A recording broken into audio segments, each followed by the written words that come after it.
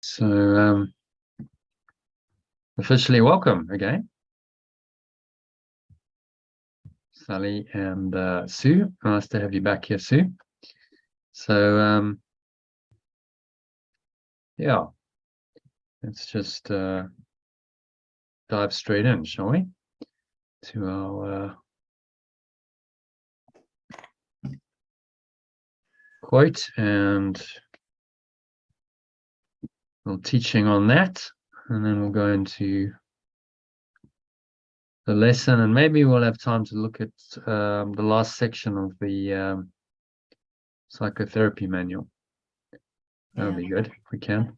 Printed all that out so it was easier to read, and I've been going through it and underlining sections of it, and it's just so profound. It's just super.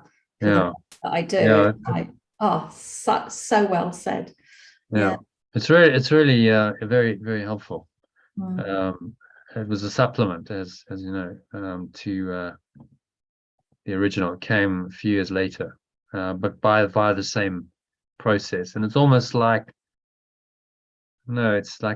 it's matured compared to the early parts of the course. It's like a really, it's just really well written. I think she kind of got into the flow by then, towards the latter part, so she knew how to describe it and write it. And you compare the first few chapters to the last few, you can see the the difference in style coming through. Okay, so let's have a quick look at email today.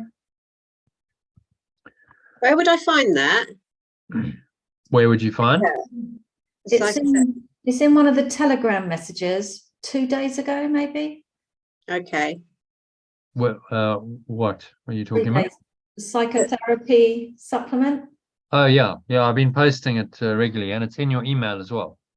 Okay, I'll check it in every email. So it's just a PDF which you can download. Next year I'll translate it all. I just didn't have time this year. Ideally, what we want to do next year is cover the text, and then this would be part of it, the supplements in detail. So we actually cover those in the session, and we discuss them and translate them, and so that way we're basically building up an alternative version of the course with all of the documents, translated documents available for you and other people. So that's what's coming. Sue, you must join the masterclass that I'm going to run on Wednesday the 11th, because I'm going to be talking about the course. So Okay. the first 6 weeks of the program, the 1-year program, is a course which has its own kind of carry. That's how this whole thing started, just as a 6-week course, and that's going to be happening in February for the first 6 weeks. So definitely put that Wednesday. I think it's a Wednesday, the 11th, in the evening, in your diary. I'll send out information about it early in the new year, so that you understand what that's all about, and it'll be well worth your while to join more than once a week during that 6 weeks, because there's a lot of transformation that happens in that. That's actually how it started, and ideally you would start with that, and then you'd go into the rest of the year rather than jumping in mid-year. But I realized I could only really run it once a year, because I can't run them simultaneously. So okay. Yeah. Okay, so that said, let's have a look at the quote. So if any one of you wants to read that from J.K. Rowling, just take this off. Getting a bit hot, actually. I'll read it. As much money and life as you could want. 2 things most human beings would choose above all. The trouble is, humans do have a knack of choosing precisely those things that are worse for them. Money and life. Yeah, interesting. She says life, but I think she's talking about life in this, as much life, so sort of immortal human life, something like that. Remember, it was in the Sorcerer's Stone, Harry Potter and the Sorcerer's Stone. Okay. Right. Idea of living forever as a human, as obsessed people, for millennia. Right, okay. And she's saying via one of her characters that, this is actually these are the two things we choose, but actually we have this remarkable knack of choosing exactly what's wrong for us, not what's right. Right, I see. Yes, it's like people wanting to live forever, isn't it? So they're choosing a life. Well, would you really want to live forever? I mean, really? No, no, no. Yeah. There's a great movie. Did you ever watch the Highlander movie? That sounds familiar. I probably have. Yeah. Yeah. Old movie, 1986, I think it was. Okay. And the story was that there were these immortals and they lived forever. So they couldn't die unless they got their head chopped off. And they would kind of battle through the ages and, the dark versus light. But, you saw, and then there was that great Queen song, which I think was written as a theme song. Who wants to live forever? I think that was written as a theme song for Highlander. Brilliant. Oh my God. Yeah. Did you know that song? Mm. And because he lives forever and his wife gets old. So she dies and he's still young, 30 something, and he's got to say goodbye to her, and everyone is going to die, and he's Yes. and, it would get a bit tiring, wouldn't it? Like, oh well, and then he has to every now and then pretend to die and then kind of give himself another identity and come back to life. All quite arduous, all quite difficult. Not That necessarily. feels like that feels like being trapped, doesn't it? Yeah, exactly. Trapped in some kind of hellish. You think you want to be immortal on the level of form, but again, that's how the ego would misinterpret immortality and try and make it into something that it could accept. Immortal as a human. So I want an immortal human life. Well, would you really? Is that really going to make you happy? And the answer is probably not, because nothing other than eternity is going to make you happy. That's Yeshua's teaching. There's nothing else that's going to work to bring you ultimate happiness. Okay, so if you want to read either one of you, the first couple of paragraphs there. I will do it now. I'm muted. In today's inspirational quote by J.K. Rowling, the acclaimed Scottish author of the Harry Potter books, she makes an astute observation on human nature, that all too often people choose what is worst for them. This is not usually obvious because the choices they make are encouraged by the insane society in which they seem to live. I love those little quirky changes to it. Not how we live, how they seem to live. Yeah, because it's all seeming. It's not reality. Okay. Yeah. Chasing money, too much food, too many belongings. Yeah. So I just used two examples there. Being at the festive season, why do so many people overindulge in all the wrong foods? Why do we have a festival dedicated to the wrong stuff rather than the right stuff? Why don't we have green juicing and healthy cleansing meal? Why don't we do that instead of all the wrong stuff? Isn't it interesting? Because it's possible. You could have a wonderful vegan raw food Christmas meal. You could, if you chose to. Probably would take about the same time to prepare but it was by and large we don't. It was a lot quicker and a lot easier, and it wasn't overfilling. It was like I noticed this year, because we were fully vegetarian this year, that there was none of that slumping in the afternoon and kind of feeling like you need to have a nap in front of the telly. Yeah, that was good. Yeah. We overindulged. Well, it's normal, isn't it? It's what's seen as, you drink too much, you eat too much, and that's normal and acceptable by most people in our society. I went on a bender over Christmas. Everyone go, oh yeah, well, that's just normal. It's like people don't go, what are you doing? That's crazy. So what's bad for us seems to be normal, and what's good for us seems to be abnormal. You had a vegan Christmas? What? Never heard anything so insane. You didn't have a turkey? You didn't murder a turkey? What's wrong with you? Yeah, so it's totally upside down, really. If you look honestly at our society, there's a lot of insanity which just goes for normal. And then you got the question of stuff, buying and owning a whole lot of stuff, which, Christmas is great for the marketers because it's more an opportunity to sell more stuff. Everyone goes shopping on money that they don't really have. Isn't that insane? You don't have it, but never mind, you can buy it anyway. I mean, who invented such a crazy system? It's Actually, called this year I did experiences for everybody, Mm. and that was a lot better. It just felt like, I wasn't having to give them stuff. They had opportunities to have experiences. So Well, that's a nice. that felt better. Because you think of Christmas and you get stuff, and then you forget it. It's like, okay, I got all this stuff. What did I actually even get? A month later, you can't even remember what you got. Maybe kids can, but I mean, adults, what did I even get? I don't even remember. I've got a whole lot more stuff this year, which I've got to find a place for.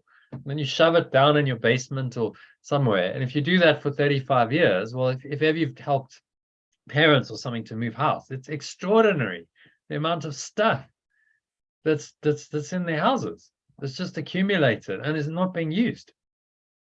We live in a society that's just this kind of accumulator of stuff, and then so much of it is not even used. I think I read some frightening statistic.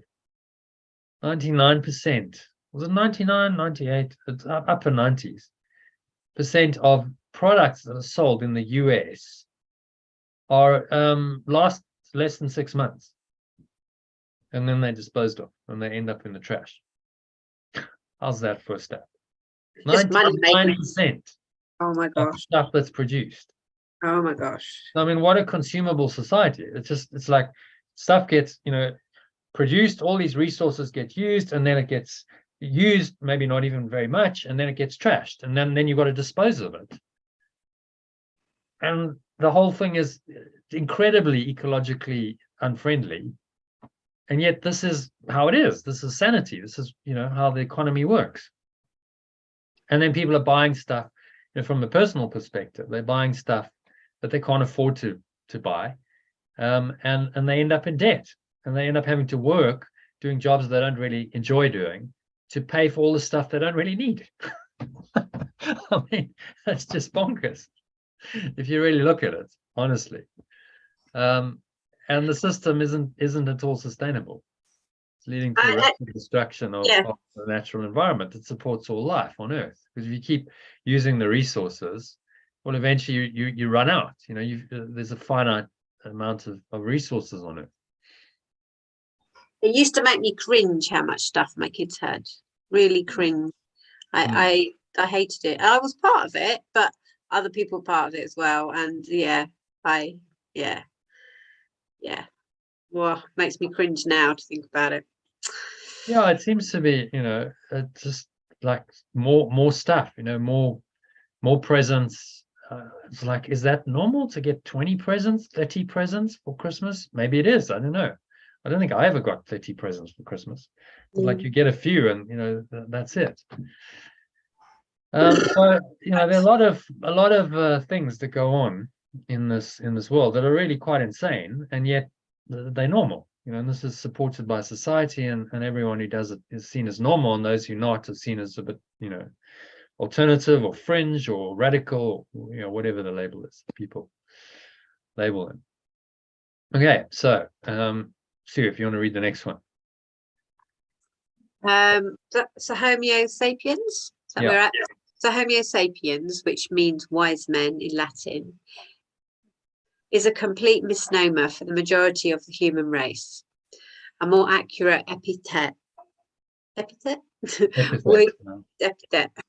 would be Homo demens, which means insane, mad, or foolish man.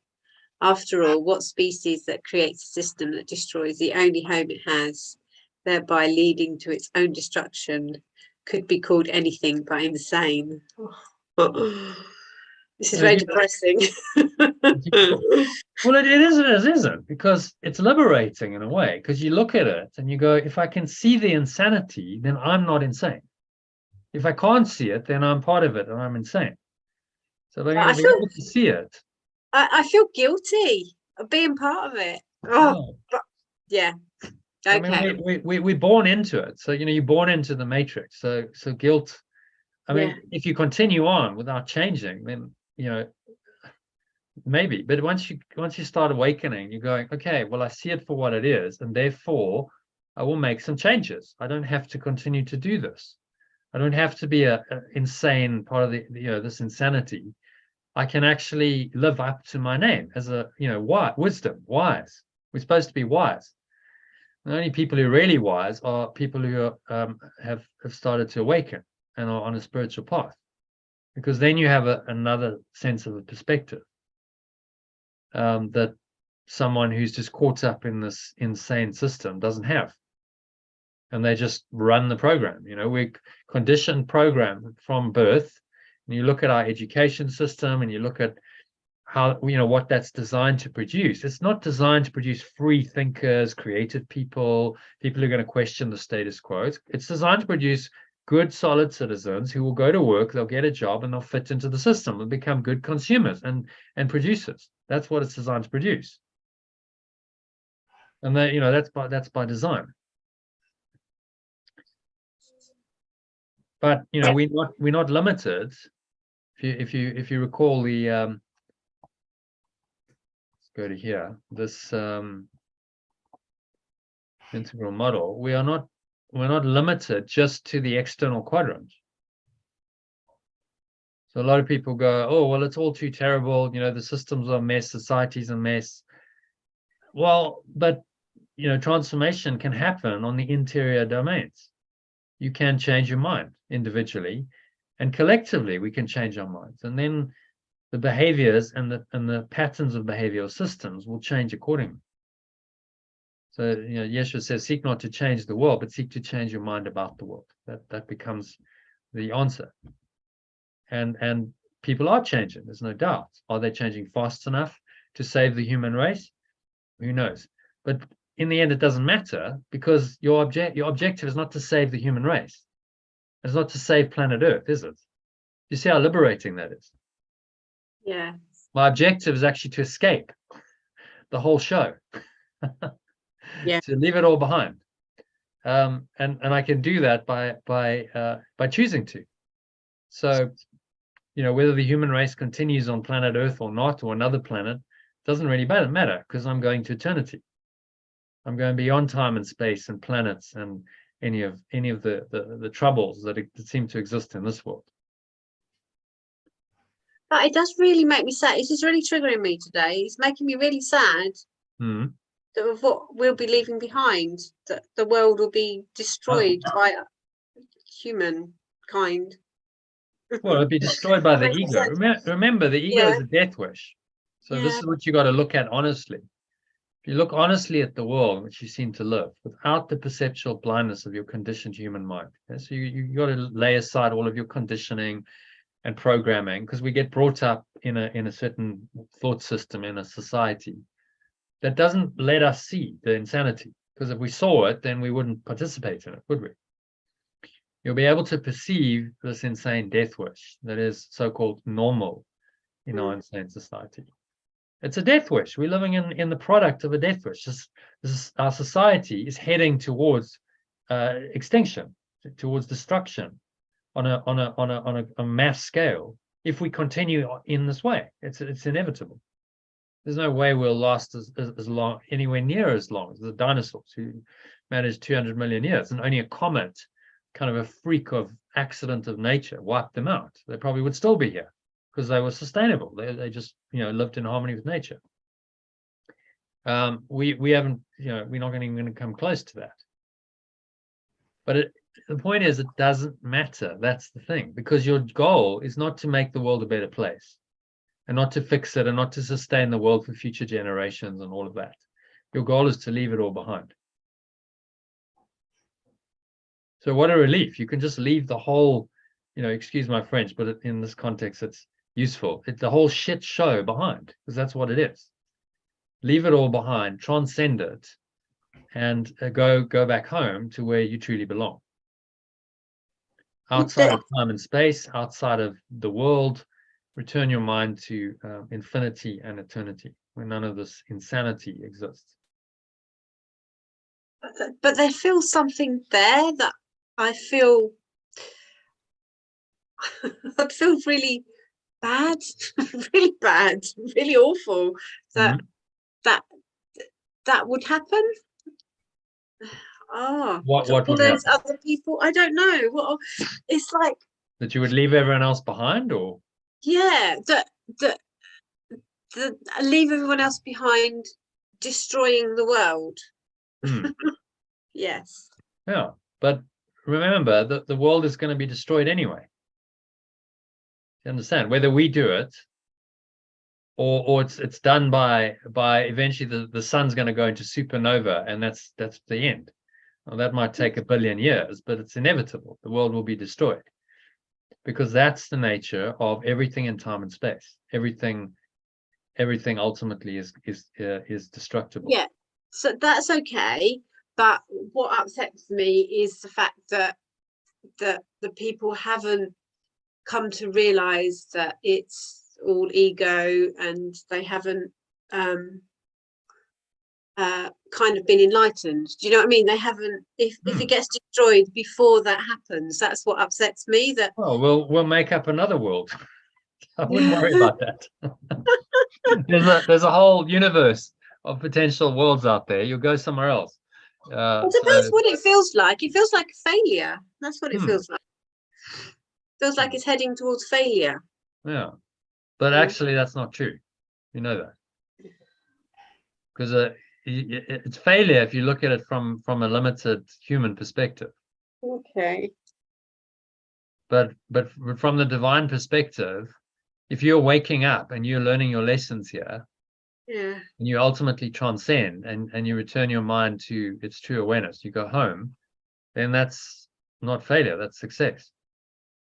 Even if the world's collapsing around you, everything seemingly, going pear-shaped on the level of form, you correct your mind, you heal your mind, and you transcend it all. That's success in the midst of all of that darkness and failure. So, even if the world were ending, which it is slowly, but let's say it was going to end tomorrow. Well, if you found that serene, tranquil place within you where you weren't worried by it, then that's success. You've succeeded. And when you finally, lay your body aside, let's say the whole thing gets wiped out and all humanity's wiped out and most of life on Earth is wiped out. If you learned your lessons, then that's a success. Because it's just a school, right? Remember, you're in a virtual reality show, so nothing here is real. yeah. It's a virtual reality show, and the purpose of it, the only true purpose, is it's a training ground. It's a school where you can learn your lessons. Yeah. So it's like a simulator. You go into the simulation, virtual reality, and you simulate and you train, and then you go, oh, that world's being destroyed. No, it's just a simulation. It's not really being destroyed. Nothing can really be destroyed. Yeah. Okay. See? So it gives you another perspective. The key thing is don't make it real in your perception. Okay. Yeah. You make it real when you have those kinds of emotions. Oh, I care, or I'm really sad, or that makes it real, doesn't it, for you? I think what I'm trying to come to terms with is that I'm trying to connect with this whole oneness thing. So it feels like it is all real in a way, because I'm trying to connect with all of it. So the fact that in this conversation now we're talking about that's the world is not going to survive, it feels like part of me won't, because I feel like I'm trying to bring in the whole oneness thing. Well, that part of you is the ego, you see. Okay. That part of you is the ego that doesn't want to die. That's identifying itself as a separate human being with a separate identity. And no, your ego identity will not survive ultimately because it's not real. It's destructible. All right. So the rest of the world is my ego. Yeah, I see. The projection of your mind. Yeah. It's a virtual reality show, projection of your separate self concept. That's what the world is. And now if you perceive it from that separated point of view, then you can only feel the kind of emotions that you've described: guilty, fearful, worried that it's all gonna be destroyed, and that makes you feel really sad. But if you can, let go of that limited perspective and go, well, actually, I can just leave it all behind. Every last bit of it. I can completely let it go, completely transcend it, and none of those problems exist anymore. Wow. I mean, that's liberation. Right. The whole simulation just disappears. No, I'm just letting go of my ego. Yeah. Okay. So the thing I have trouble with is the whole oneness thing. Yeah, it's not unusual. So what's the trouble? Oh,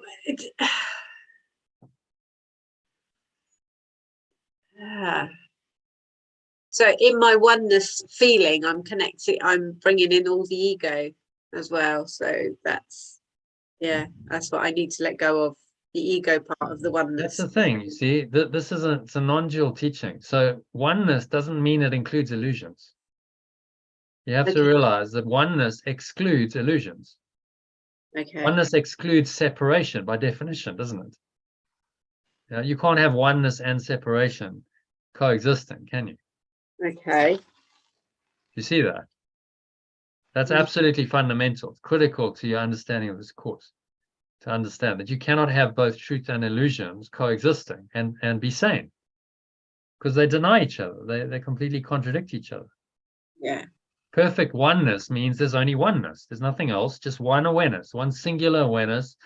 Oneness is oneness is oneness. There's not levels of it. There's no separation from it. There's nothing else. Otherwise, it's not what. Otherwise, it's not oneness. Okay, I can see the difference. Yeah. Oneness is oneness. Not oneness is that oneness was including all the ego. Yeah, no. Yeah. So okay.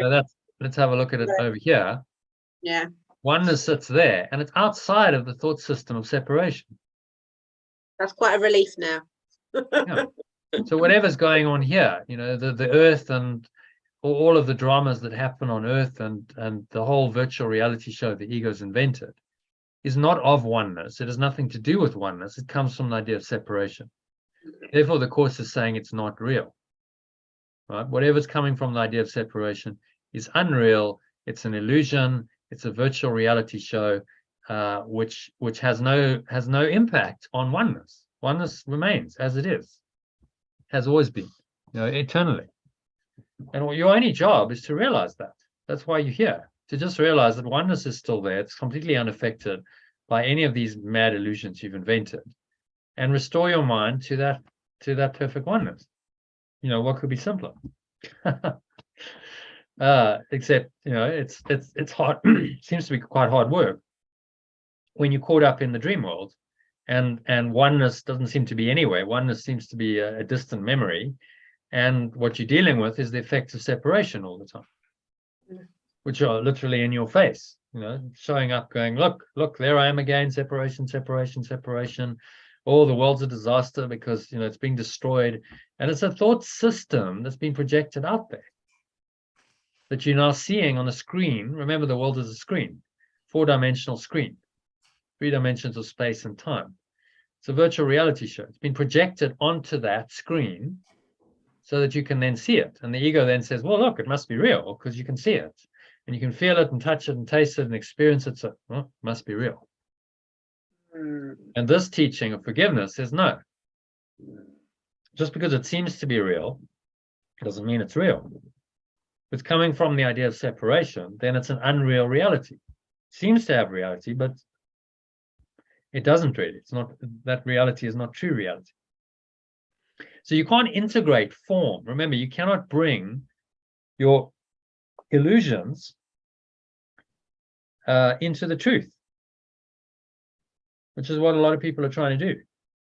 They try and find a belief system, a spiritual teaching that will allow them to carry their illusions with them into truth.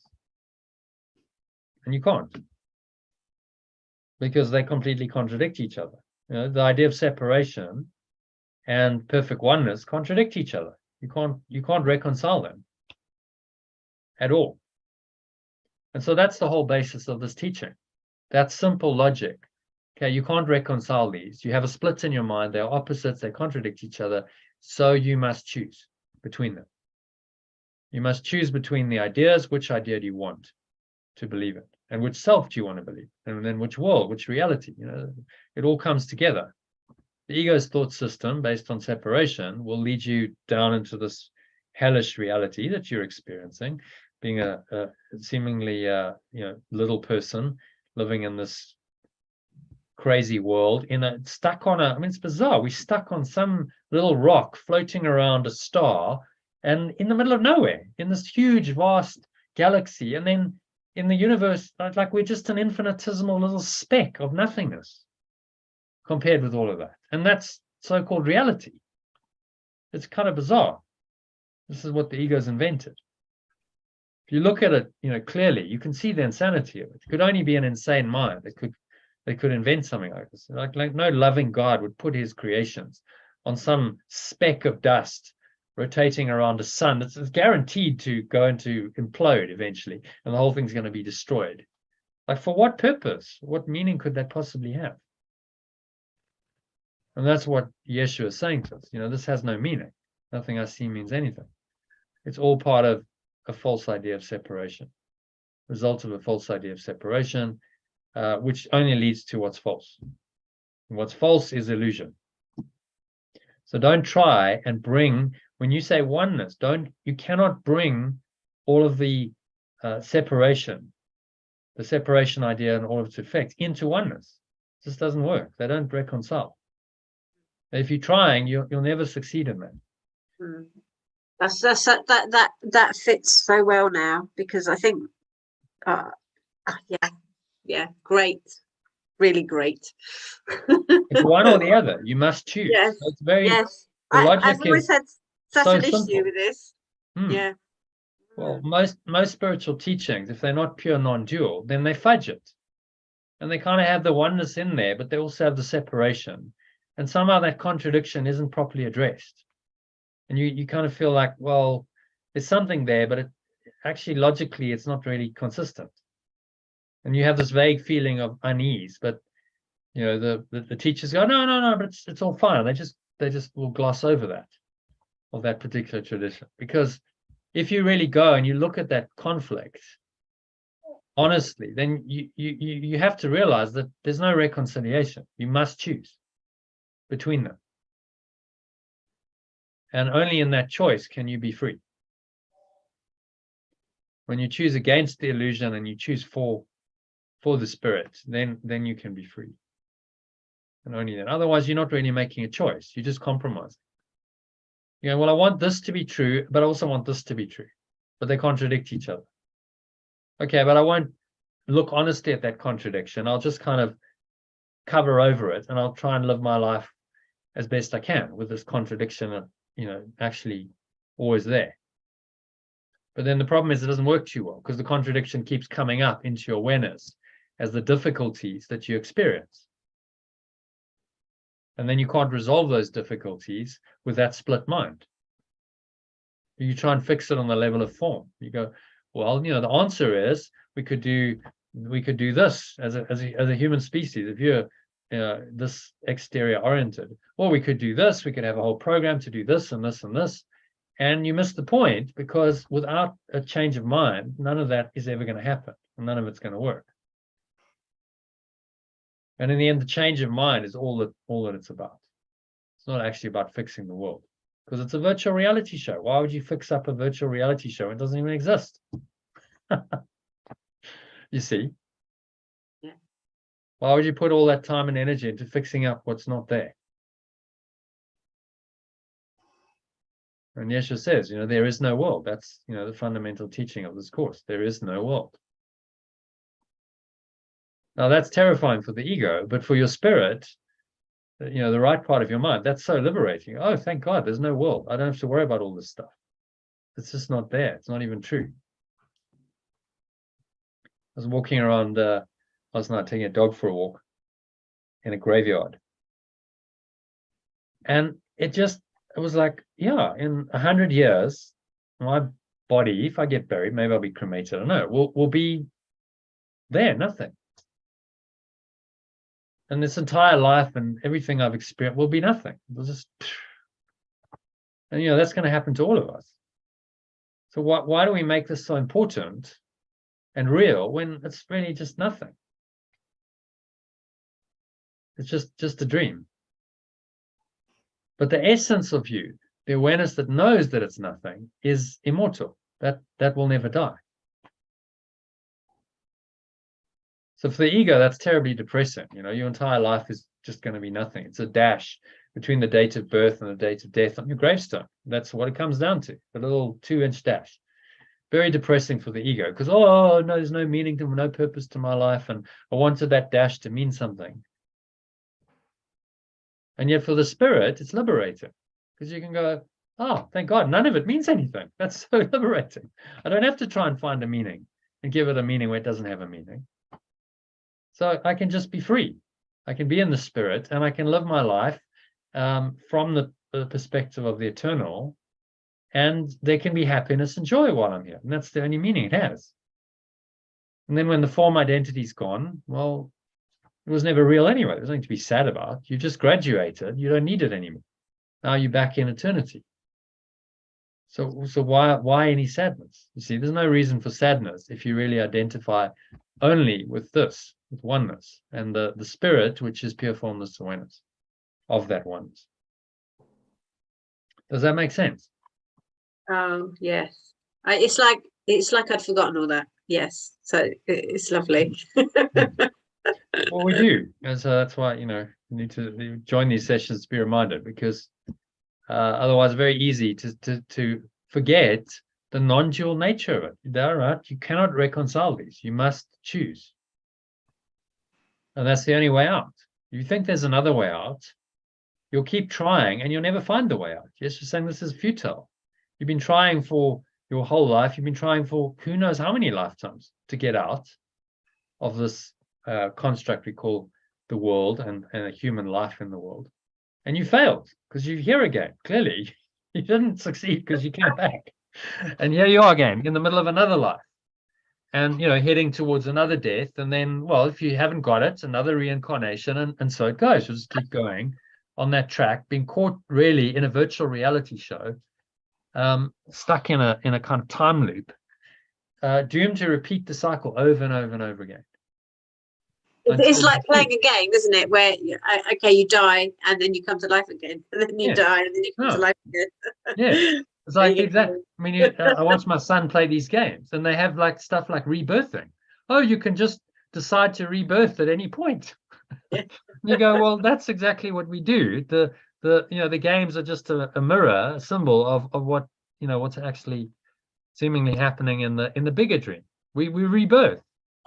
We come to life again. We have another character. Oh, and you can change your avatar.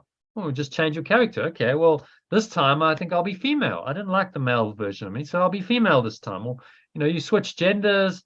You can give yourself a different body. You can incarnate into another part of the world. You could even go to another planet, maybe. But it's all the same. You're still in the illusion wherever you go. Yeah. Oh my God. The only way out is to choose eternity, to choose to go beyond this dimension of time and space entirely. And that's what this course is based on. And any authentic spiritual teaching is saying there's another reality. It's another dimension of reality, another reality, call it whatever you want, that is beyond this one, and that is your true home. And that ultimately is the only purpose, is to attain that state of mind is your only purpose as a human being. If it's an authentic, non-dual spiritual teaching, that's what it's saying. So your only function is salvation or at one-ment. Which means you're choosing to make this primary and everything else here secondary. Everything else here doesn't really matter. It only matters as far as it serves the primary goal of at-one-ment. That's all. The only meaning it has is, does it help you in your journey of waking up and getting out of this insane dream? Okay, so where are we? Sally, if you can read, if you look honestly at the world. If you look honestly at the world in which you seem to live without the perceptual blindness of your conditioned human mind, you'll be able to perceive this insane death wish that is normal in your insane society, and then make the only sane choice that you can make in an insane world. Leave the universe of time and space and the world it's miscreated behind, and return your mind to infinity and eternity when none of this insanity exists. Sounds so easy, doesn't it? It's perfectly logical. It's just, to do it is, it's a practice. To do it isn't just, oh, I'll just snap my fingers and leave. It becomes a lifelong journey. Because look at what we've done. We've so enslaved ourselves into this reality. We've given ourselves bodies and all of this sense perception and a whole world. I mean, talk about investment in illusion. You know, this is what our mind has done. So to escape that is not just going to be like, oh, there we go. For most people, it's going to take time and unlearning. You know, this is a school of unlearning. That's what Earth is. Properly perceived, Earth is a school of unlearning. It shows you what all of the things that you need to unlearn in the mirror of the world that the world presents, and helps you then to let them go or unlearn them. So by the time you finish, you go, oh, I no longer have any belief in that. So there's no resonance, there's no karma anymore. I'm free of that. Okay, so next one. Sue, do you want to read that? This is the choice. This is the choice you make every time you choose to forgive or let go of anything that's tempting or troubling you in any way. You choose this infinite, eternal reality over the illusory reality of this world and universe. And if you keep making this choice over and over, while you're seemingly living as a human in an insane world, it's inevitable that you'll end up in this infinite, eternal reality. Yeah, so this is the practice of it. How does this actually work? So Yesha's given us the high levels. It's okay, so just choose infinity and eternity over the world. Okay, well, how do you actually do that? Well, how you do that is by forgiving or letting go moment by moment in your dream. So whenever you feel like there's some attachment, there's any kind of emotion, any negative emotion is a pointer that you're attached. Otherwise, there wouldn't be a negative emotion, would there? So then it's a call to let go of that. And when you let go of that emotion, you also have to let go of the thought system behind it, and the self-concept behind it.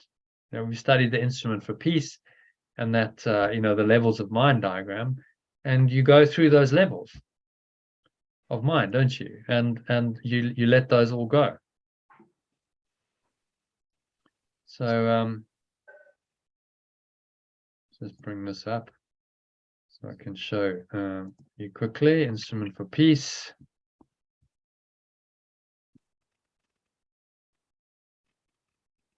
This is about letting go of all of those levels: perception, emotion, thought, core beliefs of the ego, to get to the very core, which is the desire of your mind. Do you choose to be separate, the separate self, or do you choose to be one self?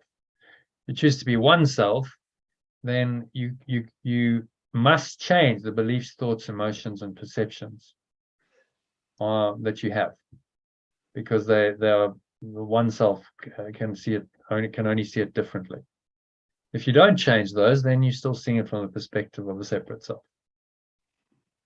So this is where the rubber meets the road. Doing an exercise like this, just practicing this in your daily life, using, say, the daily lessons. This is how you actually make the choice, moment by moment, in your dream, to choose infinity and eternity. You choose it whenever you forgive, or let go in the way that Yeshua's teaching us. So this is the choice. Have you read this this paragraph? Yeah, this is the choice. And you make every time. And so he expresses the inevitability of this at-one-ment, because that's what it is, the at-one-ment process that this forgiveness leads to beautifully in this quote. It's from Workbook Lesson 158. Sally, if you can read that, please. Time is a trick and a sleight of hand, a vast illusion in which figures come and go as if by magic. Yet there is a plan behind appearances that does not change. The script is written. When experience will come and end your doubting has been set. When experience will come to end your doubting has been set. For we but see the journey from the point at which it ended, looking back on it, imagining we made it once again, reviewing mentally what has gone by. What I love is where the illusionary characters come and go. By magic. I love that bit. Because it's only in we're the center point. Well, we're not really, are we? We're everything. But from a human perspective, as I walk along the road, people appear from the left and they appear from the right, and then they disappear and walk off in another direction. It's quite humorous, isn't it? That they're all the actors in my play, and they come and go, and they're not real. And yeah, it's just that larger picture, isn't it? The bigger picture of it all. That we're learning. If you can see that, then you're free. Okay, well, just characters in a dream, and I'm just a character in a dream, so not a big deal, really. It's just a dream. And me. Well, everyone. Fragments of a mind that are seemingly separated, now caught up in a body, identified with a body, and seemingly separate. But really, that's not true. Quite extraordinary, really. It's mind-blowing. You go like, wow. But that's what he's saying. If you can perceive the world in this way, then there's no pain, there's no suffering, there's no drama. Well, it's all just very dreamlike. And it's a done deal, saying the script is written already. Your awakening is already done. That's the script. As I listen back. It's been set already. An experience will come to end your doubting has been set. So it's a done deal already. It's just got to play out in time. Like the movie, think about it from a movie perspective. The movie's already been made, hasn't it? You go to a movie theater, a cinema, you went to watch Avatar, didn't you? The Avatar 2 movie. Okay, so the movie's already been made. Took years and years to make the movie. The script's already been written. The whole thing's been made. But you don't know what the story is. So you go and you watch it and you have a fresh experience, and it seems to all be happening real time in the now, but the script's already there. It's already been made, and all that's happening is it's being replayed over and over and over again. And so it's kind of like that. You're sitting in the movie theater, and this virtual reality show is happening on the screen of time and space for you. And you're reviewing it. Like, oh, okay. I'm watching what's already scripted and what's already gone by, but it's as though I'm watching it for the first time. When you can start to have that perspective, then you start seeing through the dream, and you start seeing the illusory quality of it, and realizing that it's all scripted, and that really it's a setup. The script is a setup. You aren't really human. You're not really a character in the dream. And you transcend the whole dream that way. You can see the journey from the point at which it ended. So you have access to this oneness. You realize that's where the journey ends, in perfect oneness. And you look back on, what led you there. And now imagining you make it once again. So you review it as though you've gone out of time. If you want to look at this diagram. So you've gone out of time, apparently. And now you look back on yourself experiencing whatever from that perspective, because that's the end of the road. That's at the end of time. And you look back and you simply review what's already gone by, because you've already let it go. You've already forgiven it. And now you can observe that playing out, and you can see that you're awakening. But it's already a done deal, because it's already happened. In truth, you're already back home. And so this process would then bridge the gap between what's happening now and the future, and the past, and it all collapses into one. Becomes one now in your experience, and you start to learn what eternity feels like, because you're just now. There's no past and there's no future. And that's the reinterpretation of the ego's dream, of the Holy Spirit. So quite a profound quote, this, actually.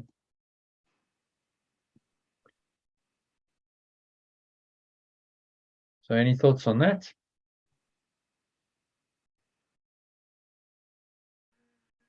No, I'm just absorbing all that. That's a newer perspective for me. We're already there, and we're already in the oneness. And I think I kind of knew that, but yeah, how you've related it to the whole movie thing, where the movie's replayed over and over. Yeah, that's really good. It's a useful analogy. So it's like you're watching the movie of your life playing out. Yeah, but you're happened. already home from that perspective of the observer. You've zoomed out. You see, you can look at the character, and you zoom out, just like we did with the Instrument for Peace exercise. And you zoom out and you look at it from a higher perspective. It's like you're looking at it from the perspective of, oh, well, it's already over. Like I'm already back in oneness, and I'm now looking on that, on the character, but from the perspective of what's already happened, because it's already there. In truth, it's always there. And that then changes your perception in the moment of that situation, which then affects a change in your thoughts and your emotions and your feelings and your actions in the dream. And so then that way, that's how the dream then unfolds, and you take the right actions at the right time for the whole script to play out. So it's like you're seeing it from the perspective of it's already happened. And this is how true manifestation really works. It's already happened. It's a done deal. I'm already awakened. I'm already enlightened. So I can go there and I can see it from that perspective in my true awareness. And now from that perspective, I get guidance as to what I should do and say in the dream. And that guidance is going to let my path unfold, so that ultimately I end up where I already am, in the dream of time and space on the linear level. It's going to unfold in the way that it should do for that end goal of oneness to be attained. Do you see that? Let's look at the timeline. So whenever we forgive, what we do is we go, well, it's already a done deal. We're already there. So from that perspective, I can now reinterpret whatever the circumstances. Let's say major childhood trauma, death of a parent or loss of a parent. We'll talk about what might resonate. And then you look at that, but now from the perspective of perfect oneness, where it's already healed. There's no drama. And then you bring that perspective, that awareness into it, and then you change your mind and you change your thoughts and you change your actions. And then from that point on the timeline, you flow forward, but now your thoughts and your emotions, your actions are different from what they were, because you're no longer being governed by the egoic mindset. You've brought in the Holy Spirit. And then it unfolds, your life unfolds from that point onwards in a different way than how it would have unfolded if you continue in the ego perspective. And so maybe all of these lessons change. Everything changes from what it would have been, and that's your destiny path. And then you flow towards that destiny, which is already there, but in time that needs to unfold. So the script is written as like on another level, but then that the script then plays out just like in a movie. It's got to be shown sequence by sequence, hasn't it, in time? Otherwise it wouldn't make sense. There would be no experience. Imagine if you went to watch Avatar and everything was jumbled together in 5 minutes and you didn't have time. It was too much, just images being flashed at you. You couldn't make sense of it. So the ego has constructed time so that it seems to make sense of these images, and there seems to be some causality, and they're kind of linked together. Okay. But in truth, actually, you're back in oneness always. So the end is already there. Now you go to the end in the middle of the dream, and you can bring the perspective of that ending into that scenario, and you can make a different choice, make a different decision, and then that influences how the dream plays out. And then you're on your destiny path towards oneness, towards that oneness. So I've kind of realized from our session that we had, where I just became aware of that disconnection. So from that point, I feel that things have changed now, and and I think that's why I've had such a nice time over Christmas. I felt much more connected with myself and within our relationship, which was part of the issue in the disconnection point of view. Yeah, so I can see that has now changed. Yeah, so it's changed going forward. You're not going to Yeah. be in the same state of mind, and you're going to make different decisions, take different actions, compared with if you'd stayed in that mindset of the ego for a long time. It's going to completely change your life. Yeah, I can see how that's made a difference. And then it flows forward. Now you're back on your at-one-ment path. Because you went above it and you went into oneness, reference to that, and now that perspective comes in, and it helps you to move forward in the dream on the linear time scale, the linear timeline, but in a different way. Yeah. And that if you keep doing that is flow. That's your script. The script is written, but in the paradox of choice, you must choose it. You still have to make the choice to choose to view it correctly. If you choose otherwise, then yeah, you can choose that, but there are consequences to that. In the dream, you're creating more karma, more cause of illusions, and then effect that shows up later of those illusions. So you see how each time you do this, you collapse your karma. There's no more cause effect happens in that moment. There's no need for time. You're back in oneness. So you could cause and effect require time. You collapse time. In that moment of reinterpreting the trauma, let's say, that you experience, you realize there's no time, and you collapse that, and you just go back to perfect oneness in that moment. So when you said choosing, so that's really interesting, because that's what I've been finding lately. It's like I need to make a choice to make something different. So is that just a conscious thing that you bring to mind to make a choice? You let go. So the key thing here, forgiveness is saying, let go of your existing perspective. Yeah. That's always the key, because you can't make another choice as long as that perspective is there. I mean, when you were in that cloud, as you said, you can't make another choice because that's all there is for you.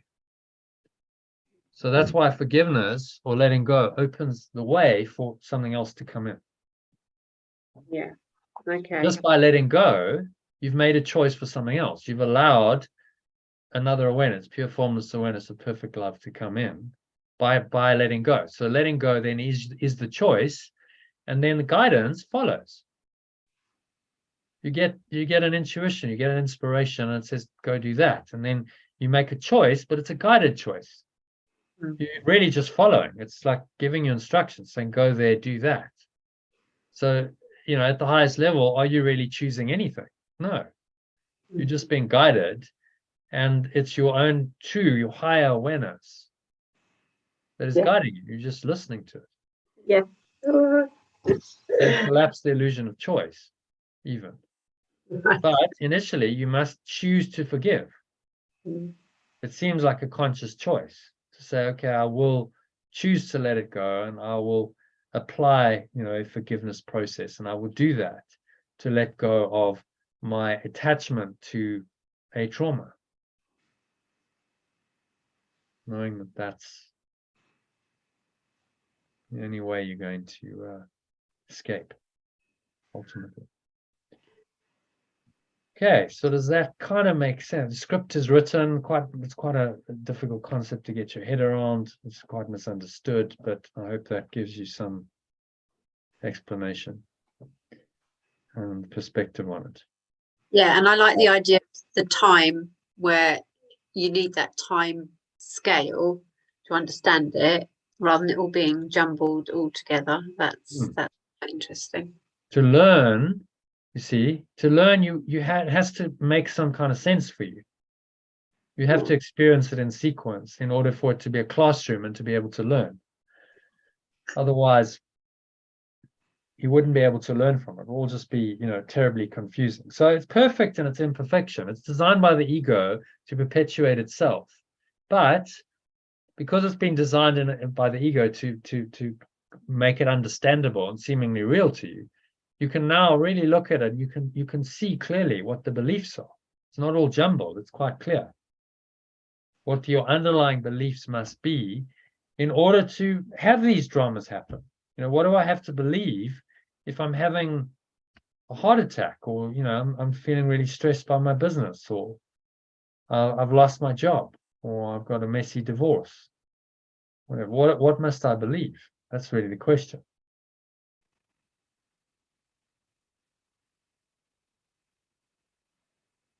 So it's a pointer back into our minds, into our beliefs, back into the inner domain. So out of the external world. When you just react to the external world and you go, oh, it's sad, or then there's no real change.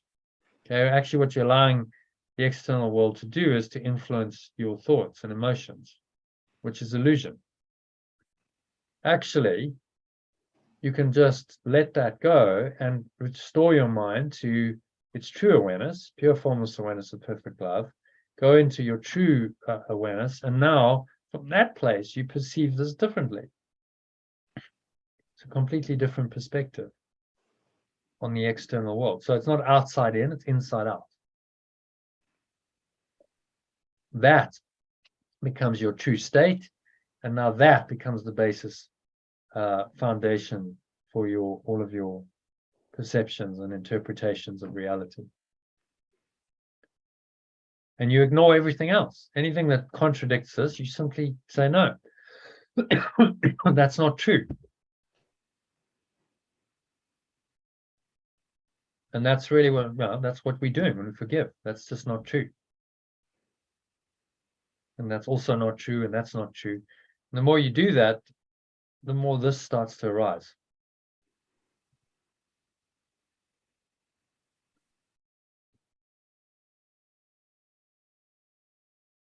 Okay, so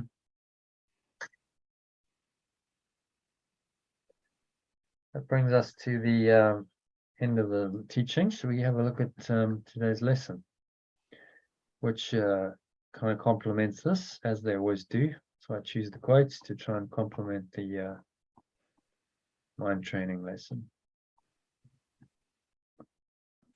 Okay, so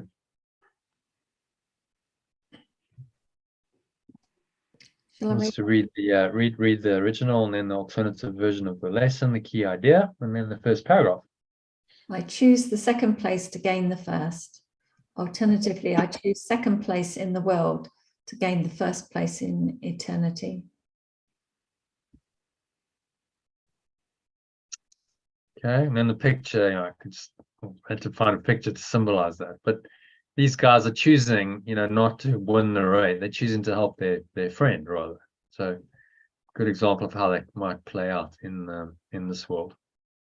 I took it to mean that rather than letting ego take first place, listening to spirit, and that's often the ego jumps in first, and then second place is the quiet voice comes in afterwards. Yeah, exactly. It goes back to that second place, and that often looks like second place in the world. People say, well, you're not successful on the level of the world, you don't have lots of money, none of those trappings. So, but you've chosen that consciously. A minimalist kind of worldview is like, well, I don't want any of that stuff, so I don't choose that consumer-based lifestyle. And to people who are in that, they go, well, that's a bit inferior, or that doesn't make sense. But you've chosen it to gain the first place in eternity consciously, because you realize by relinquishing your attachment to the world, that's the only way you're going to get to eternity. You can't get there with a whole lot of attachments in your mind. Okay, so Are we doing the original? Yeah, I think so. There's quite a bit to translate. So do the original, and then we'll do the translated version and unpack it line by line. What seems to be the second place is first, for all things we perceive are upside down until we listen to the voice of God. It seems that we will gain autonomy, but by our striving to be separate, and that our independence from the rest of God's creation is the way in which salvation is obtained. Yet all we find is sickness, suffering, and loss and death. This is not what our Father wills for us, nor is there any second to his will. To join with his is but to find our own, and since our will is his, it is to him that we must go to recognize our will.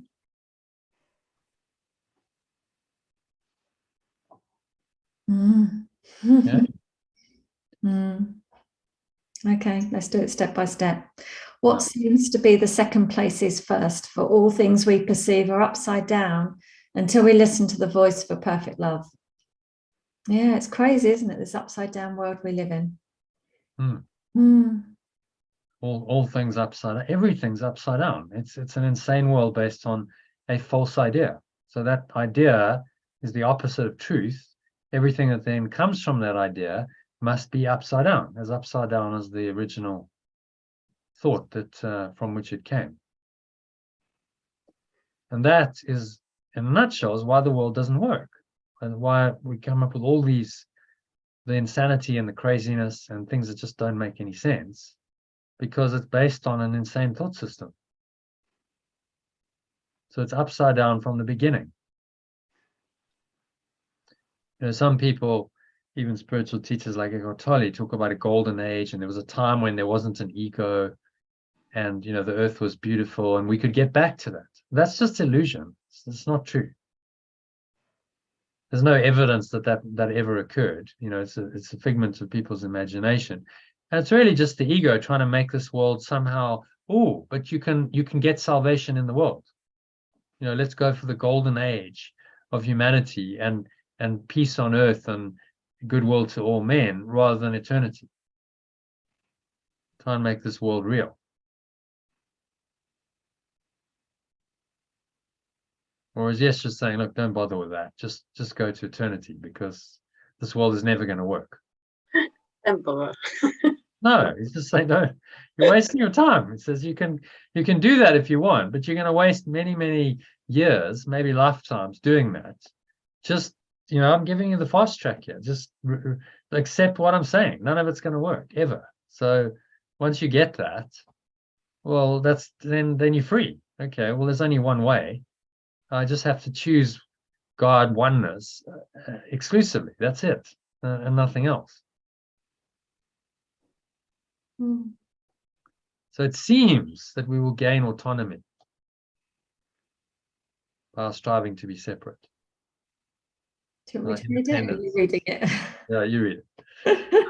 It seems that we will gain autonomy only by our striving to be separate, and that our independence from the rest of perfect love's extensions is the way to freedom. Yeah, it's incredible, isn't it? How we strive. We think as an individual, oh, I'm failing as an individual. I've got to do more. I've got to try more. I've got to go out there and connect with people. But it's all inside job, isn't it? And so much of it is, I want to be unique and special and different. To return to our marketing idea, people buy their self-concept. Marketers know this. You will buy what your self-concept resonates with. So that's why they sell, all kinds of stuff with a self-concept, especially sort of desire items. Difficult to sell maybe washing soap like that, or commodity, but like things like perfume and luxury goods and wine and the expensive liquors, whiskey. It's all self-concept, isn't it? They're selling you a self-concept in the advertising. It's got absolutely nothing to do with the product whatsoever. It's an illusion that some marketer has come up with. Oh, well, let's shoot a scene here and we'll create an image. Oh, when you drink Johnny Walker, then you're going to look like this, like really smooth. No, if you drink 3 or 4 Johnny Walkers, you're going to look like this, because that's what alcohol does. And what you're doing is fermented sugar. You're basically consuming fermented sugar, which is really not good for your health at all. So, it's an illusion. But people buy this stuff because they're buying their self-concept. And they will spend, look at how much money people spend on perfume. It's ridiculous. £1,000 a bottle or something for a self-concept. That's why they'll pay it, because the scented water probably costs £1 to make. And they'll buy it at a what is that? That's an obscene markup. That's like 1,000,000% markup on the stuff. And they get it because people will buy their self-concept. Extraordinary, but that's how marketing works. And once you understand this, you no longer, can be manipulated, can you? Why don't they teach this stuff in schools? Why they don't teach it in schools? Because people will no longer be willing consumers. They go, no, I don't buy this. Literally, I don't buy it anymore. I'm not a willing consumer. I don't play the game the way the ego wants me to play it. Oh, no, that's not good. We want to, keep on the charge towards destruction. Let's keep going. We don't want to stop. Let's speed it up. Totally insane. But then what could you expect from a death wish? That's what it wants. It wants to destroy everything. So, that's, if a death wish is in charge of the human society, then we're going to hurtle towards mass destruction at an ever accelerating rate, because that's what it wants. And the only thing you can do, you can kind of just laugh about it. It's just insane. It's just a crazy, insane dream, which fortunately you can escape. Yeah. It takes practice though, doesn't it? Every single moment of every single day, it's so easy to get caught by something.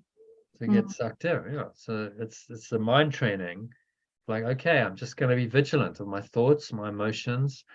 What am I thinking? What am I feeling all the time? And am I allowing illusions to come in? And it's, it can start with, oh, that would be nice. You look at something in form. Well, that would be nice. It's an illusion. Why would it be nice? See, so you got to then start questioning even those little things. Say, well, why am I at all excited about having an illusion? Why does that excite me or interest me? And a lot of people say, well, that's a bit radical. Yeah, maybe. But if you really want to escape from time and space, then what else is going to work? Otherwise, you just keep coming back here to another version of the dream, reincarnate, and then there's another sick society with its own, twisted versions of beliefs, which you then get conditioned into, and then you got to escape that. So why not just do it now? In some ways, we're very fortunate because our society is so upside down and so sick and so backward that it's easy to see. If it were more sane, it would be harder. But it's crazy land. So you can see that very clearly. It's all kind of deconstructing. Well, that's really helpful. That's good learning. But to it's the recognize same it for what it is. it's the survival thing though, and where do I start in the conversation? It's like if you say to somebody that's buying a cream for £30 or something and say, well, actually you can buy it for £2 or £1 or something, and it's the same thing without the advertising, their ego will pop up because they want to stay with the rest of the community that all believe in it. They don't know, most people don't really want the truth, do they? No, they'll go, even if you point out the illusions and it's obvious, they go, no, I don't want to hear it. Shut up. Don't speak to me. I don't want to know. Just because the truth is threatening to their illusion. They want to continue believing in it, even if it's not true. So the prophets of this world who speak the truth are never welcomed by those who are dedicated to illusions. In fact, they're usually stoned. Olden times, they literally were. Now it's just like, you'll get verbal barbs thrown at you on the internet or something. Less severe, but those who don't want to wake up will not welcome that message. There's huge resistance. As Morpheus said to Neo, he said most people are so hopelessly enslaved by the system that although we're trying to free them, they become our enemies because they are used by the system to perpetuate its thought system. And any of the agents, the way they did was really clever, because any of those agents can come in and use them at any point because they're plugged into the system. So at any point, if they're in the ego thought system, the ego can come in and use them to attack you, which happens frequently, doesn't it? It's just like, where did that come from? Where did that come from? Well, it came from the ego thought system that wants to keep you enslaved and make it all real for you. So if you get a lot of resistance, a lot of that happening, it's probably a sign that you're actually breaking free, because the ego is just rallying its defenses to try and keep you enslaved. In which case you go like Neo, okay, bring it on, come, let's have it on then. I'm going to take on the agent, the big bad, arm of the ego himself, and we're going to have it on, and I'm not scared anymore. And that's really what you're doing with this course. The gloves are off and you're saying, okay, I've got Yeshua in my corner. We're going to do this lifetime. I'm not scared. We're going to take on this big bad ego. And he's saying it's a done deal. The script is written. You are going to awaken if you carry on, which of course makes the ego very nervous, and then resistance can come up, and temporarily anyway you can delay. There's the delay and resistance are part of the journey, but when you notice them, just go, okay, I see it, and I carry on, because there is no other way. That's what he's saying. There's no other way. You can't escape in any other way than this radical forgiveness, whether you do it through A Course in Miracles, or you study Advaita Vedanta or Sufism or any other path, Buddhism. There are other ways of radically letting go, but in the end, that's what you've got to do. You got to let it all go. Even one illusion that you still give reality in your mind is going to pull you back here. You'll come back to experience that illusion again.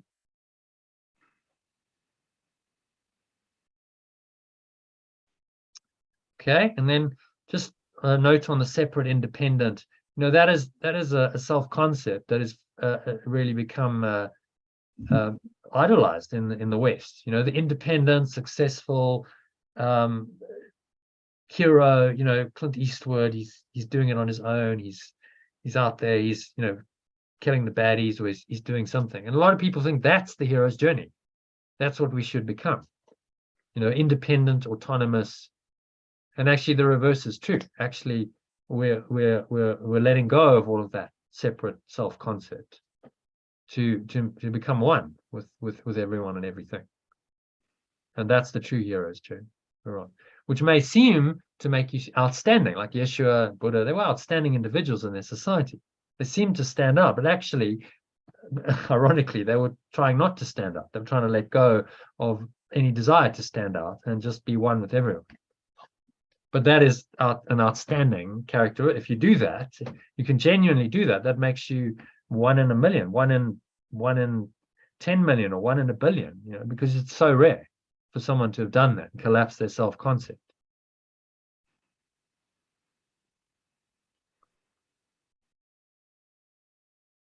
Okay, so number 3. Happy with number 2? Yeah.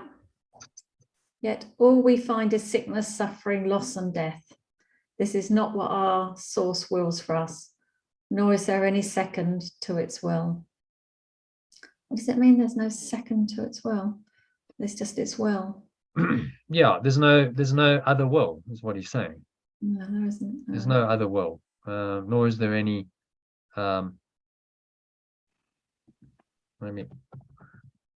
that be simpler? Yeah.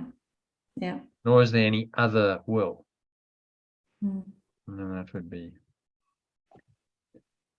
So that's the whole teaching, in a nutshell, of Course in Miracles, right? There is no other world. There is no ego.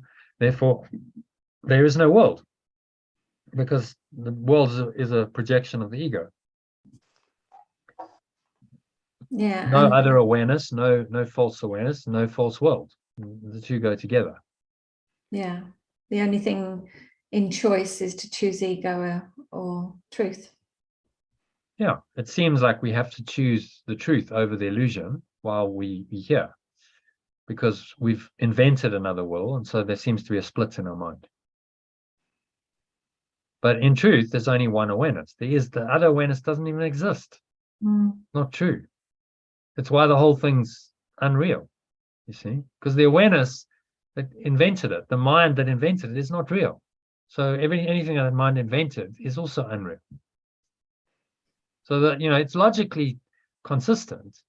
It's just mind-blowing, because you apply that and you go, yesterday I was just like, none of this is true. Absolutely none. I'm in a graveyard at night looking at stars. None of it, absolutely none of it is true. All of it is false. So I'm in a virtual reality show. I'm in a hallucination. I find that all very comforting. I just find it like, isn't it nice to know that I'm not doing this job. I don't have to do anything. I don't have to eat. I don't have to sleep. It's all just living in this mind adventure. Feels quite freeing to me. And it's all gonna, like, you can't really die. The adventure it ends at some point. The body dies, and then if you've really freed your mind, you're free. Your mind can just be free to be itself in this state of pure formless awareness forever, for all eternity. What a relief. None of it matters. Oh, the freedom in that, the joy in that. Yeah. If you feel any sadness, then that's just the ego. It's the ego's attachment to its miscreation. You go, oh, it was really sad that my illusion is going to end. But yes, you're saying your illusion never existed to start with. You can't really end something that hasn't started. What was never born can't really die. So we were having a discussion last night about, apparently I'd said at some point that somebody's childhood didn't exist or never existed, and it pushed some buttons. So we were having that discussion last night. Okay. And the other person was saying, I can't believe that it's not true. I can't believe I didn't have those relationships, that childhood. And I was sitting there feeling quite chuffed, quite cocky, like, yeah, I get it. I've experienced it. I know that's right. And the other person's like, no, it happened. It's true. There's no way it could have happened. And I explained about time and about how it's all now. And it was like, it was so interesting sitting, smiling with somebody while they were going, no, can't get it. Oh, it's just, because it all seems to be so real. It does. You experienced it. So how could that whole experience not be real? You say it never happened, but I experienced something. But it's like, a movie's a good analogy. So you watch the movie for 2 hours, and then, the images come and they go, and there's all this drama and action. And then the movie stops. The movie theater is quiet. The screen is blank, and it goes back to exactly how it was before the movie. Nothing's really changed, has it?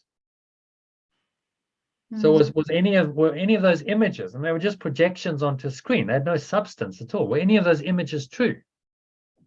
Did they have any permanence? Could they last? No. So none of them were real. What's real is the screen. right? That screen, pure formless awareness of perfect love, blank screen, tabula rasa as it's been called, blank slate. That's the truth. That pure awareness is the only thing that's permanent. That's always there. It never changes. The images projected over it are not true. And we can see that. They don't last. The images come and go like this. Characters appear and then they disappear, and the whole plot and the drama, and then boom, okay, the movie's over. And then you have the blank screen again. So the clues are there in the dream world. You can see these symbols like movies and things that are clues to actually how this whole thing works. And as we've got more advanced in technology, those clues become more obvious, because you've got things like movies. 2,000 years ago, when Yeshua lived, they didn't have movies. They didn't know what that meant. So the technologies help us to understand, what's really going on. Which is why we're in an excellent position now to awaken, because we have knowledge and we have tools and symbols that just didn't exist. They never existed before in human history. In the dream now, to help us, if we interpret them correctly, to help us to awaken. Okay. Sorry, I'm just writing something. Yeah. Where are we up to? Number 5? Yeah, 5. To join with its pure formless awareness, perfect love is only to find your own awareness. Only to find our own awareness. Yeah. So I've translated that as, because there's a lot of wills of God going on. To join with his is but to find our own, and since our will is his. Well, really what we're talking about with will is awareness, isn't it? Will has a connotation of, well, it's my will, I've decided something, I'm choosing. But God's will doesn't really actively choose anything. God's will just is. It's this awareness we talk about, pure formless awareness of perfect love. So to join with its will, its awareness, pure formless awareness of perfect love, that's God's awareness. That's the only awareness there really is. It's only to find your own awareness, because you are one with that awareness. Yeah, to be aware of our awareness. Be aware of our true awareness is the whole thing. That's the merging of the Father and the Son. The source and its extension. We become aware of that source, which is pure formless awareness of perfect love, and that comes into our awareness as an experience. I'm in that in a pure formless state. I'm not really thinking. I'm just aware but not thinking. That now becomes aware. We're now aware of that awareness. And then we found our own awareness in that awareness. That feels like home. It feels really good, doesn't it? Peaceful, calming, comfort. That feels just, yeah, I'm home. And that's really all this is. So simple. Just got to let go of all the illusions that cover it over. And I had a little experience, a taste of this awareness for a minute or two. It's just pure formless awareness, nothing else, no thought. Immediately after, as it came out of that, and the Holy Spirit said, well, this is what you've done. The entire world is a projection of a false idea designed to justify another awareness. That's the whole point. That's why it's a veil of illusion pulled over the mind. A false belief creates the whole world to justify the thoughts and emotions that cover over that awareness, that prevent you from being in that awareness. And that was so obvious to me, what I'd done, because it was very personal. I'd done it, that I cried. It was just like, oh my God, why did I do that? That was the most stupid thing I've ever done. How could I have forsaken this awareness that's so beautiful, just pristine, pure, innocent, formless, nothing I needed to do, just everything's absolutely perfect for this. When you come back into the world of time and space and you go, really? I chose this instead of that? It was clearly an insane choice. When you realize the insanity, then you can make the choice to return. I had an experience, I think I mentioned it before, a few years ago when I was on one of Sandy's workshops here, and I was doing the breath work, And I had a similar thing to you. Well, I was revisiting my childhood and seeing a scene where my father was attacking my mum. And suddenly it just came to me, oh, it's just an illusion. I just made it up. It was just a story. There's only love here. It's only pure love here. It's like, oh my God. Oh my God, I made up all these stories and I spent the time kind of unraveling them. It's like, oh, yeah, it was just a dream, just a made up story. Yeah, and there, you know, therein is the salvation from any story. You don't realize it's just a story, whatever it was. So you don't have to go into the story and go, well, let's look at your childhood and what's going on and why did you do this and let's resolve your childhood. You just go, it was never real, never happened. Which, you know, the ego will struggle with, as you said, you know, that person was really struggling with it. But that's the answer. It never really happened. So why are you giving it any reality in your mind? It's fascinating, isn't it? How much we'd fight against knowing, yeah. Oh, because it's total deconstruction of your entire world. That's why. Everything goes. It's like the plug being pulled on your self-concept, on your so-called reality in this world, your life. And the ego is attached to all of that and goes, oh, that's lost. You're going to lose all of this. This is valuable. This is important. It means something. And that's why I spend so much time saying, no, just look at this. Does it really mean anything? Or have you just given it all the meaning it has for you? Actually, maybe in truth, it doesn't mean anything. And that's why it dives in. Lesson number 1, nothing I see means anything. If you applied that fully every day, you'd be enlightened. Nothing I see means anything. Okay, everything I see, my physical senses, means nothing. Then you'd be free.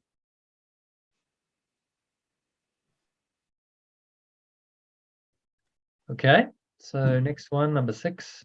Last one. And since our will lies in its awareness, it is to this awareness that we must go to recognize our will. Since our will lies in its awareness, it is this awareness we must go to recognize our will. So the original was, since our will is his, it is to him that we must go to recognize our will. Yeah. So what we call our will, mind, will, lies in its awareness, right? It's coming from the source of this fundamental awareness, which is the source of all awareness. It's to this awareness that we must go to recognize our will, yeah, because that's the source of it, obviously. So logical. When he breaks it down, it's like, okay, well, how could we be confused? Very easily. Very easily. But what was coming to me was that it's me becoming aware of me. It's me talking to me. So when I ask for help, I'm asking for help from my own awareness. Yeah. And it's only me keeping the truth from myself. Yeah. And there's no one else here. So I'm just getting to know myself. Yeah. It's quite beautiful, isn't it? Yeah.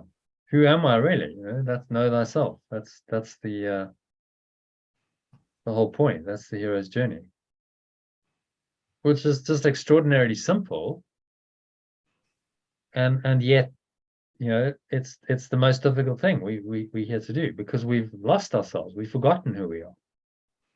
We've identified with an illusion of ourself, and we believe we're something else. So we've got to undo that self-concept to know ourselves. So the ego has to die in order for us to know ourselves.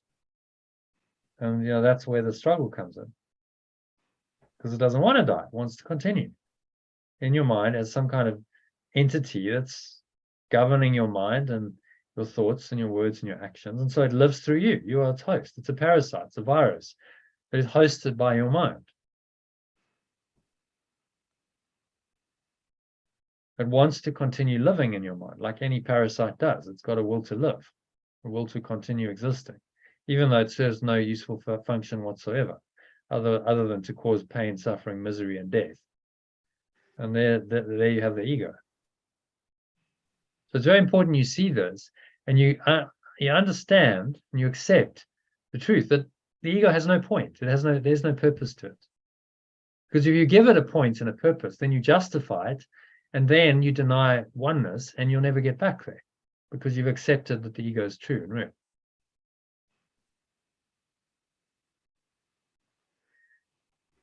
Does that make sense? Yeah. And sometimes you can come at it, because we're talking about the broader, the large, big illusion, but sometimes it's easier in some ways to do the tiny little things and just notice the little thing, look at your pen and go, it's an illusion. Look at the cup, that's not real. Look at the calendar, it's got no meaning, it doesn't mean anything. Yeah. Then And that's why he starts with the mind training exercise, lesson 1. Nothing I see means anything. yeah, I was thinking of lesson 1, yeah. Just look around at whatever, the table, the chair, the wall, the hand, your hand, and say this, whatever, doesn't mean anything. I got really excited when I did the first lesson. It was like, oh my God, it's so amazing. Yeah. So for some people, it freaks them out. They go, oh, I can't do this course. What? What's he saying? How can he say none of this means anything? And they get personally offended. And then they go, no, this isn't for me. So you've got to be, open enough to be led. Okay, well, I'm open to the idea that, maybe I'm because the ego will take it as personally insulting, because basically you're saying you haven't got a clue. All the meaning you've given it is false. You actually have no clue what anything means. And for the ego, it's like, no, of course I know what things mean. I've studied, I've learned, I've got a degree, for God's sakes. Of course I know what things mean. And so it takes the humble mind saying, well, actually, I'm clueless, and I really don't know. And I'm glad that I don't know, because my misperceptions make me unhappy. I'm not happy, so it's clearly not working for me. This way of thinking and perceiving. I'm open to something else. Okay, so any other thoughts on paragraph 1? Let's go to paragraph 2, which is just a little prayer, and then we'll go into a meditation. Right, there is no will but yours. And I'm glad that nothing I imagine contradicts what you would have me be. It is your will that I am wholly safe, eternally at peace. Happily I share that will which you, my Father, gave as part of me. Okay, and then the alternative. There is no will and no awareness but yours. And I am glad that nothing I imagine contradicts what you want me to be. It is in your pure formless awareness of perfect love that I am wholly safe and eternally at peace. Happily I share that awareness which you, my source, gave as all of me. So just changed a few things there. Like part of me became all of me. Because actually it's not just a part of you, it's all of you. All of me. Feels better than part of me, doesn't it? What that brought up in my mind was, remember, Sue, when you used to feel like you'd been made to do things? Like some outside source was telling you what you should do on earth. Yeah, that's true. But Now that feels, yeah. It's only you, isn't it? It's only me. And actually I have been asking for guidance more recently, and when I ask for guidance, I ask for it from my true self, which is different to what I've previously been done. I normally ask for guidance from angels or whatever, and it feels much like what you were saying about it just being ourselves, being our true selves, going back to our true selves. Yeah, and that's who you are asking help from, our true self. It's like remembering, isn't it? It's like remembering that we already knew everything, and we're just getting a little drip feed of what we already knew. Yeah, and that whole feeling of awareness is I just, I really resonate with that now, because that was something that wasn't in my in my being before, but just the whole awareness thing now feels really key.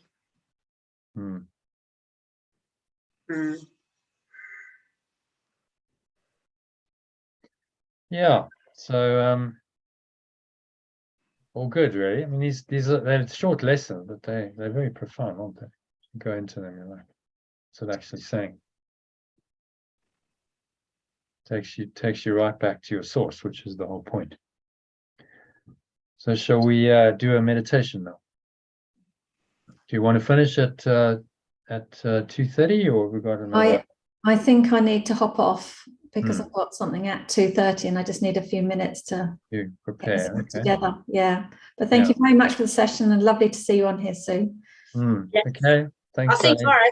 Yeah, see you tomorrow, Sue. Yeah, Bye. yeah. Okay, Okay. bye. See you soon. Okay, so shall we do a 10-minute med? Lovely. All right. Yes. So just close your eyes, make yourself comfortable.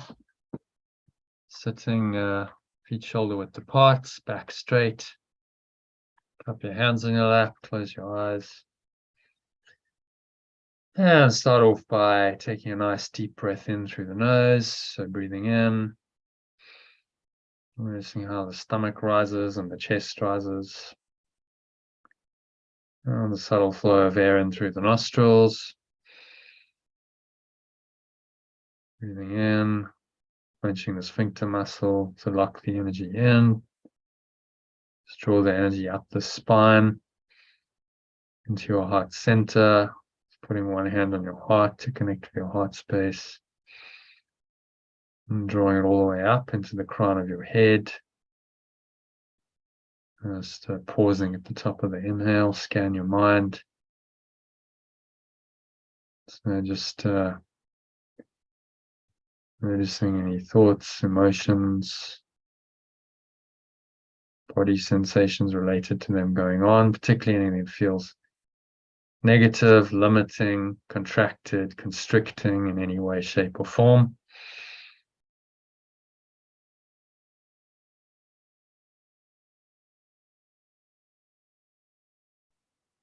Breathing in.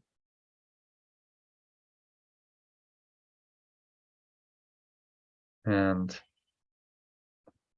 just observe all of that.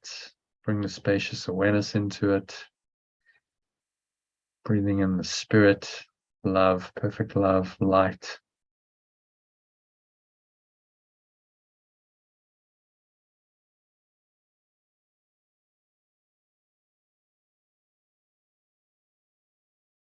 And remind yourself of today's lesson, which is that I choose second place. Choose the second place to gain the first, or I choose second place in the world to gain the first place in eternity. And so I let go of any expectations, desires, because those are behind all your grievances. Just drop all of that. Exhale, breathe it all out. Let it all go. With the help of your breath, breeze of your breath, blowing it all out to nothingness it really is. It's going, gone. Pull the lower stomach into the spine, expel the last remaining air out.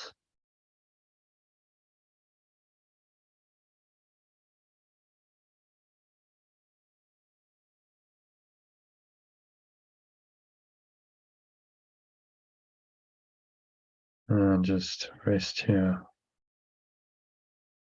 Peace and stillness for a few moments.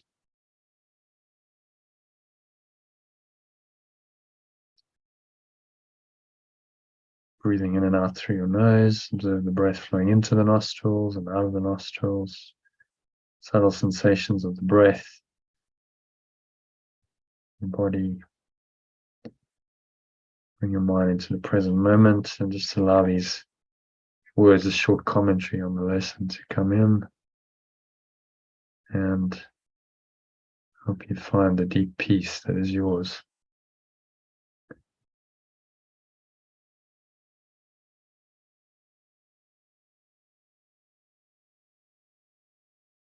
And what seems to be the second place as Yeshua is first. For all things we perceive are upside down until we listen to the voice for perfect love. It seems that we will gain autonomy only by our striving to be separate. And that our independence from the rest of perfect love's extensions is the way to freedom.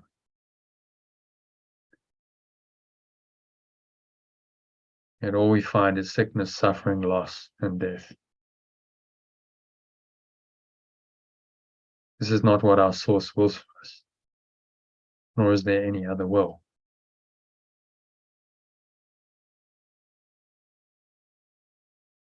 To join with its pure formless awareness of perfect love is only to find our own awareness.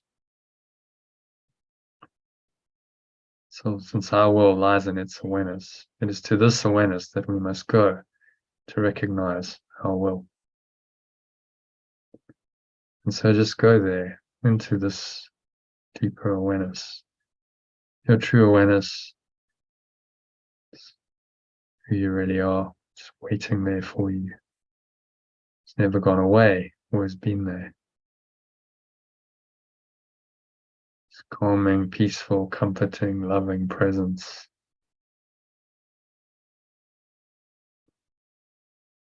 So just sink into this awareness.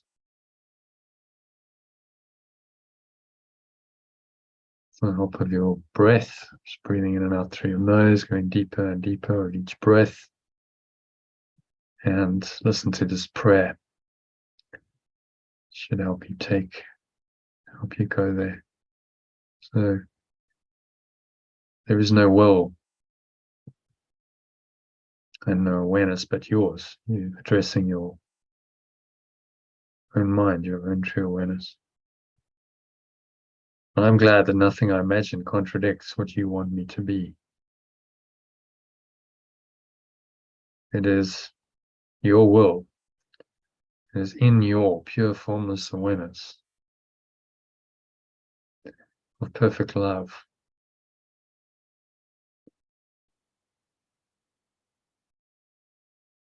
that I am wholly safe and eternally at peace.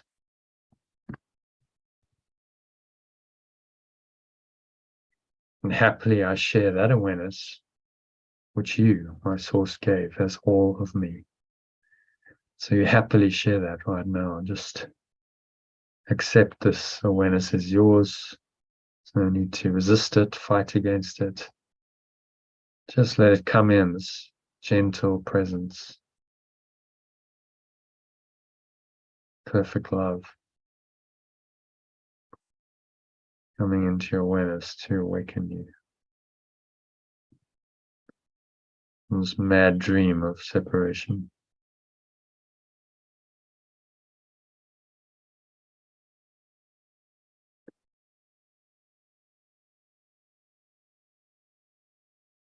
And breathing in and out through the nose, and just a couple of minutes of deep silence. Just watch your breath and observe the stillness. There's nothing else to do, nowhere else to go, nothing else to think about. Try not to think, just focus all your attention on the breath flowing into the nostrils and out of the nostrils.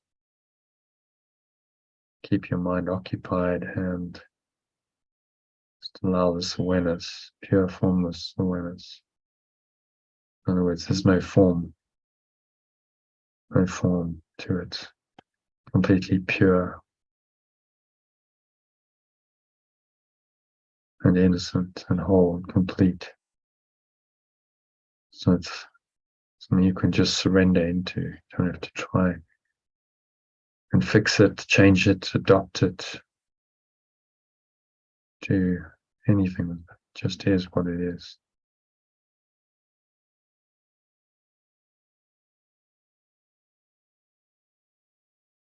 And sink into this awareness for the next couple of minutes of deep silence.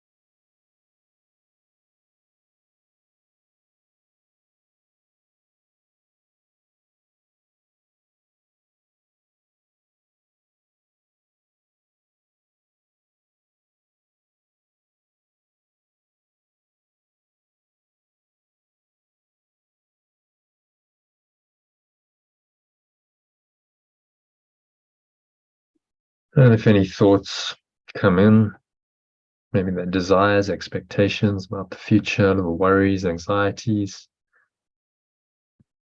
any negativity whatsoever, just breathe in, observe that movement of the mind, tendency to move away from pure formless awareness, which is what you really are, and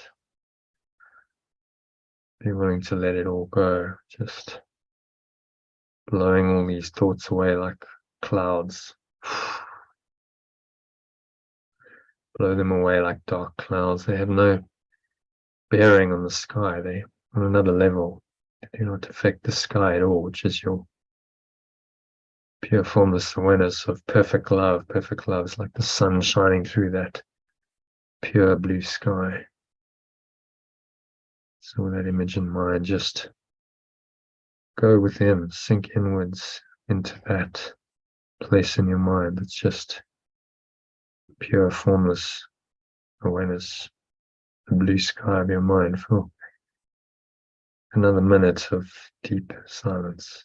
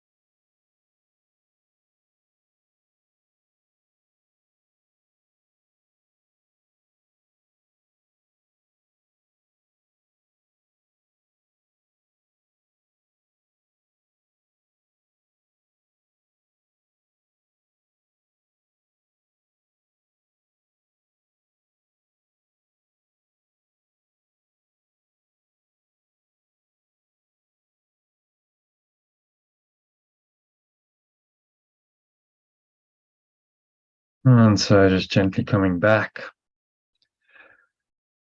in this deep state of awareness into awareness of the body and the breath and your senses and the world. And on the count of 3, you're going to open your eyes. So 1, just breathing in, noticing how the stomach rises and the chest rises and the subtle flow of air in through the nostrils. Clench the sphincter muscle, lock the energy in, draw the energy up the spine into your heart center, into the crown of your head. Pausing at the top of the inhale.